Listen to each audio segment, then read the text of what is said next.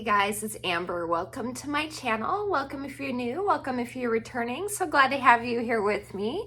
So I post bookish and home fragrance content, and today we are talking about the books that I rated 5 stars for the first half of the year. So these are the books that just had that extra something for me that allowed me to decide, it didn't allow me, but to make me decide that it was a 5 star. So let's jump into it. The first book that I gave a 5 star wasn't until March actually, and it was Emily Wilde's Map of the Otherlands, and that is by Heather Fawcett. And it is the second book in the Emily Wilde's Encyclopedia of Fairy. I don't know if that's the official name of the trilogy, but it is going to be a trilogy. The third book comes out next year at the beginning of the year. And the second book was so much fun. I'm not going to talk too much about it because it is the second book, but it's about a professor named Emily Wilde, and they live in a land, it's the real world, but it's an alternate version of the world that we live in because they have fairies. They've discovered fairies. There are fairies, and Emily is a professor at Oxford, and she studies fairies. There was also another professor. His name is Wendell Bambleby, and they get in some hijinks together. Emily is a very curmudgeonly, very by the book, grumpy type of person. Very smart, but not emotionally in tune, really. And her and Bambleby get into some banter together. They go on an adventure. In this story, they're going to find something specific to help Bambleby out.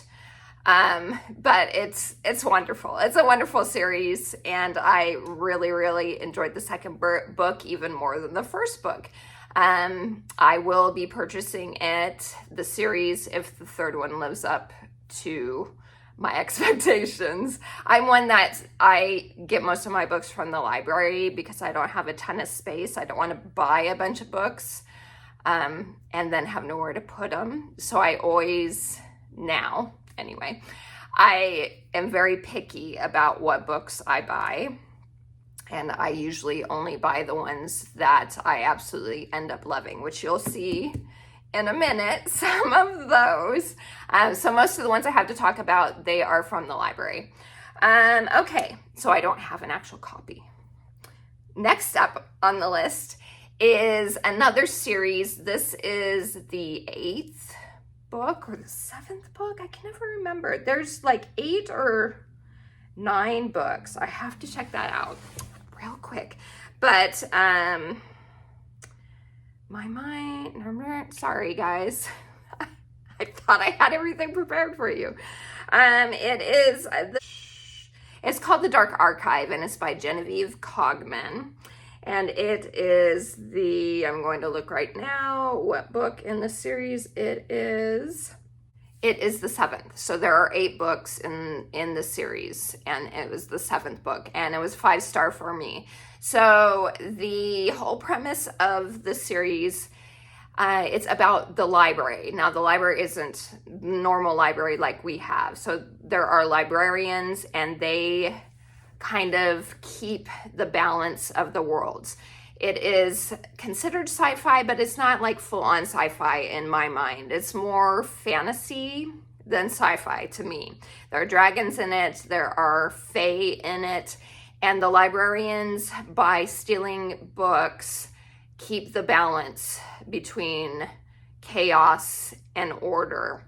And dragons love order, and then the fae love chaos. And they are obviously enemies with each other. They don't like each other very much. So the librarians are kind of neutral and caught in the middle of everything. So the story is about a lady named Irene Winters, and she is a librarian.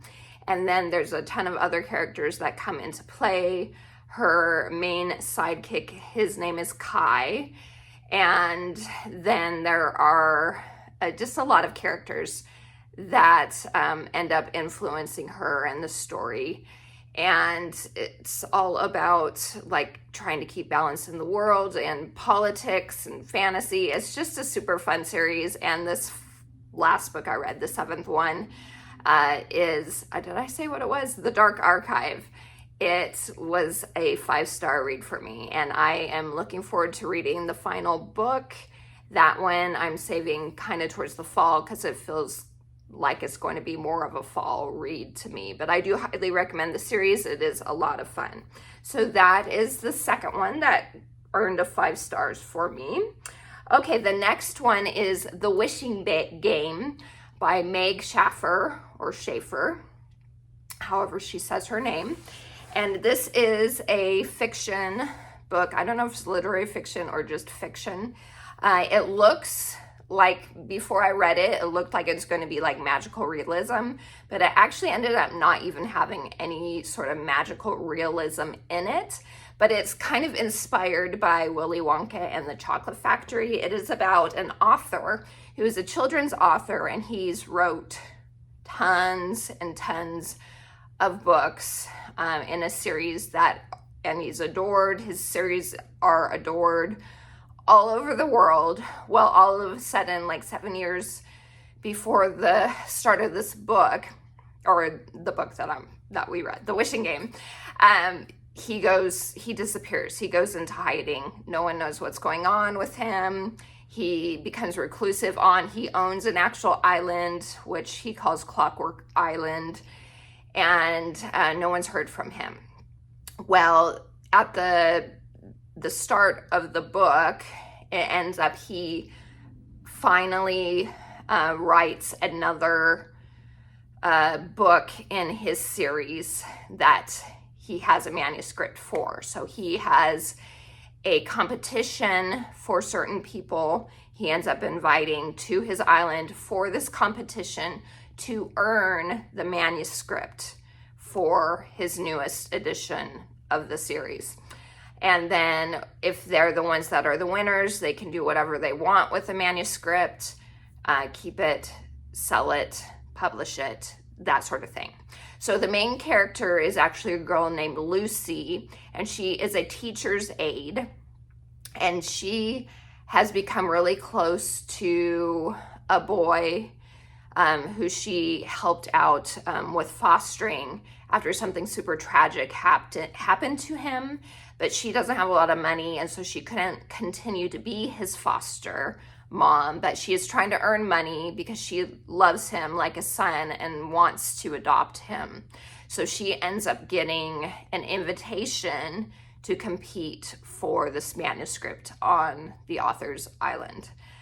So it is a wonderful book. It is one that will tug on your heartstrings, especially if you are someone that reading has been important to since you were a kid, because it goes back to why the books are so important to Lucy and how they've helped her cope with different things, and how the books have helped her foster son, the son that she wants to adopt, cope with some trauma that he had to deal with. And it's a wonderful story. It's feel good. It's wonderful. So 5 stars for me. I really did adore that one. But even though it looks like it, there isn't even really any sort of magical element to it at all. So just an FYI. Okay, then the next 3 books I have here. These are the ones that if you've seen any of my past videos, any of the book tags and stuff, you'll know what I'm about to talk about. But it is the Once Upon a Broken Heart trilogy by Stephanie Garber. This is the first one, Once Upon a Broken Heart, and look at how beautiful. So these are the UK covers. I had to get the UK covers because they are so much prettier than the US covers, in my opinion. So I just had to hunt them down and get them because they'll look so pretty on my bookshelves. I love it so much. So Once Upon a Broken Heart trilogy is about, is kind of a continuation from the author's Caraval trilogy. You don't absolutely have to read that series first to understand what's going on in that, but I personally feel like you should, because you do find out a lot of things about kind of the world and about fates, which are a big part in this series as well. They're like immortal beings type of thing. So this book, this series, is about a girl named Evangeline Fox, and at the beginning of the first book, she's in love with this guy who she thought had been in love with her, and then he ends up leaving her all of a sudden for her stepsister, and is going to marry the stepsister, and it's like a whirlwind, like happened super quickly type of thing. And so Evangeline thinks that he's been cursed. So she tries to seek out one of the fates, who is the Prince of Hearts, and she tries to find his temple to make a deal with him to break the curse that she thinks that her ex-boyfriend is under. So that's what the first book kind of starts out as, but 5 stars. So the Once Upon a Broken Heart, and then The Ballad of Never After is the second book, and then A Curse for True Love. See how beautiful these covers are. I love them. I love them. So all 3, I loved all 3. But just an FYI for you, there have been some people that are disappointed in the 3rd book. But I personally say that shouldn't stop you from reading the whole series, because I ended up loving all 3. They were all 5 stars for me. So that is the Once Upon a Broken Heart trilogy by Stephanie Garber. They're whimsical, magical fantasy. For those of you that are romantics at heart, they're wonderful. I love them so much. Okay, so after those 3, the last one that I have rated 5 stars for the first part of the year just happened last month, actually. So if you watched my roundup, you already know. It is The Miraculous Journey of Edward Tulane, and this is by Kate DiCamillo. She's the one that also wrote A Tale for Despero, I think is what it's called, because of Winn-Dixie, I think she wrote as well. So she's a middle grade. She's a famous middle grade author, and I am one that doesn't care about whether it's middle grade, YA, adult. I feel like all you can find wonderful books in, and you're missing out. To me, anyway, missing out on some good books by limiting yourself, at least for me. That's how I feel. So this was a middle grade book, and it is actually about a China rabbit. So it's like a China rabbit doll who is loved by his owner. And I can't even remember the name of her. I can't remember the name of the little girl, but she ends up accidentally losing him while she is on a cruise ship. And it's about his adventure throughout the years. And he starts out at the very beginning. Edward is very pompous, very self-centered, very selfish, very vain. And through the story, he ends up, growing and developing. And it's a tale of the endurance of love. And it's just a beautiful story. I'm starting to tear up again for it.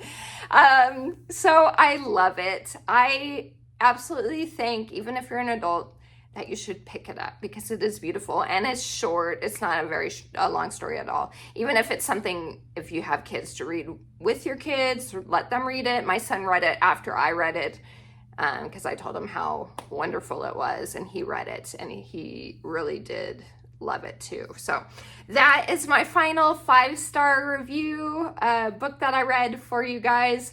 And I'm looking forward to what 5-star books I'm going to come across for the rest of the year. We'll see. Hopefully I'll get some other good ones. So anyway, Let me know down below if there have been any 5 stars for you, or if you have a video that you have done too. I would love to watch it. And until next time, you guys, I appreciate you all. Please like and subscribe if you haven't yet. And I will talk to you again soon. TTFN. Ta-ta for now.